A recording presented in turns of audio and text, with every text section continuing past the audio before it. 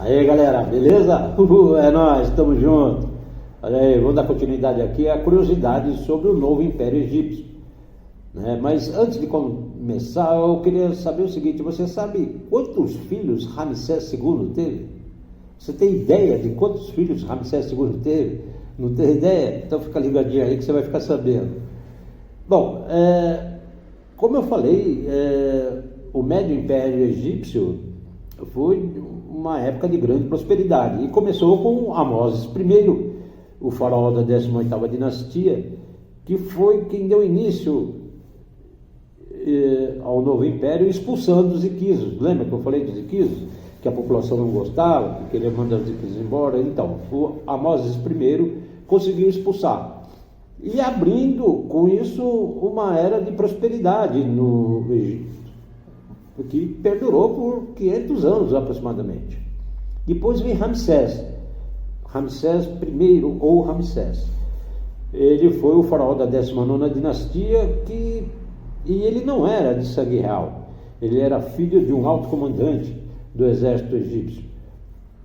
Só que ele se tornou vizir e ficou amigo do antigo faraó, que eu não lembro o nome agora, porque o antigo faraó não podia ter filhos, então ele não tinha sucessor. Então ele nomeou Ramsés como seu sucessor. Só que Ramsés chegou ao poder, cara, ele tinha mais de 50 anos. Ele já estava velho para a época. E seu reinado foi por aproximadamente 2 anos. Mas ele ainda teve tempo de construir templos em Abidos e a parte do templo de Karnak, desculpa, o templo de Karnak. E quase conseguiu concluir a sua tumba no Vale dos Reis. E a sua pequena tumba foi descoberta em 1817 por um italiano que era aventureiro, chamado Giovanni Battista Belzoni, que na verdade o cara era engenheiro hidráulico, mas se tornou um egiptólogo famoso pela descoberta. Aí vem Tutmés III, conhecido pela sua campanha militar e expansão do Império Egípcio e também pela Batalha de Megido.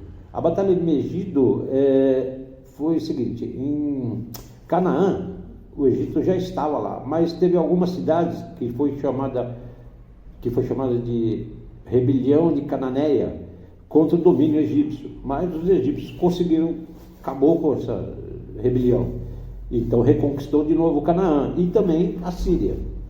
Aí vem Hatshepsut.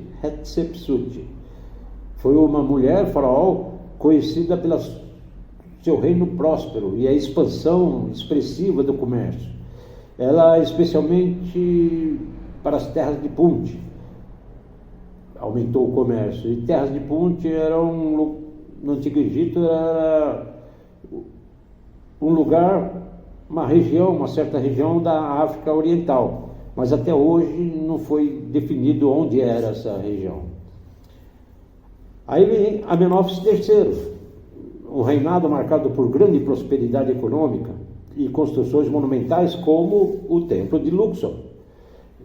O Templo de Luxor é um marco significativo na civilização egípcia. É um testemunho monumental da genialidade arquitetônica do Antigo Egito. Aí vem Akhenaton, o faraó que introduziu o culto ao deus Aton. Lembra que eu falei lá? Tanto é que ele mudou a capital para uma cidade que ele construiu, chamada Akhetaton, que significava horizonte de Aton. Mas ele causou grandes mudanças religiosas na sociedade, mas não perdurou por muito tempo não. Lembra? Eu falei lá. Aí vem Tutankhamon. Tutankhamon, famoso por sua tumba descoberta quase intacta, que revelou muitos artefatos e informações sobre o período. E Tutankhamon, cara, ele foi um faraó precoce. Ele era da 18ª dinastia. E entre 1332 e 1323 foi o seu reinado. Mas ele, com 9 anos, era o faraó, cara. Mas da mesma forma que ele subiu rápido para o trono, rapidamente ele morreu. E até hoje existem debates para saber sobre a morte dele. E aí vem Ramsés II, grande Ramsés II.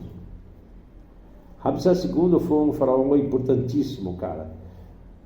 Ele, como o Egito, o novo Império Egito estava no auge, ele pôs mais para cima ainda. E com suas campanhas militares conseguiu aumentar mais ainda a importância do Egito. E também monumentos, nossa, como o de Abu Simbel e o Tratado de Paz com os hititas. Isso foi de 1279 a 1213. Ele ficou no trono por 66 anos, cara. Ficou um tempão. Ele foi um cara que foi um reino longo e próspero, bem próspero. E Ramsés II também era famoso por a quantidade de filhos, cara. Ele tinha várias esposas e concubinas. Aí ele teve de 88 a 103 filhos, cara. E ele construiu para os seus filhos o túmulo no Vale dos Reis, que provou ser o maior complexo funerário do Egito, também com um monte de filhos, cara. E a crise no novo império, cara, começou com a morte de Ramsés II. Quando começou a ocorrer o empobrecimento da sociedade egípcia e também a invasão estrangeira dos líbios, assírios e persas, que foi afundando o império e, acabou no império. E suas principais construções, cara, que ficaram marcadas no tempo até hoje, temos lá um exemplo de Templo de Karnak, cara. É um complexo que começou lá no Médio Império, lembra? Eu falei sobre isso. E é dedicado à deusa Amun, com diversos pátios, colunas, obeliscos e santuários. Vários faraós foram enterrados ali. Tem o templo de Luxor, que ele está localizado ao longo do rio Nilo e tem conexão com Karnak através de uma avenida, cara, repleta de esfinges. E são arquiteturas monumentais, colunas impressionantes. Aí tem o templo de Hatshepsut, construído para a rainha, foi em Karnak. E destaca-se por o seu design escalonado e também por terraços ajardinados. Aí tem o templo de Ramsés I, que é o templo funerário de Ramsés II, com colossais estátuas do faraó em cenas épicas de batalhas. Aí tem o templo de Abu Simbel. É um complexo de 2 templos, escavado na rocha, dedicado a Ramsés II e a sua esposa Nefertari. E é conhecido por suas colossais estátuas e relevos intricados e desenhos maravilhosos dentro. Tem o Vale dos Reis, como eu já falei, que é a necrópole dos faraós e túmulos de vários faraós e da família de Ramsés, né? E tem o Colossus de Memnon. O Colossus de Memnon, cara, são 2 estátuas de Amenhotep III que guardam a entrada do templo funerário do faraó. Esse foi a história que eu tinha para dizer sobre o Império Faraônico do Egito. Espero que vocês tenham gostado. Deixe seu like, falou? E se você tiver sugestões sobre outras civilizações, manda pra gente. Nós estamos elaborando aí, mas sua ideia pode ser aproveitada. Valeu? Brigadão, deixe seu like, aperte o coraçãozinho e um abraço.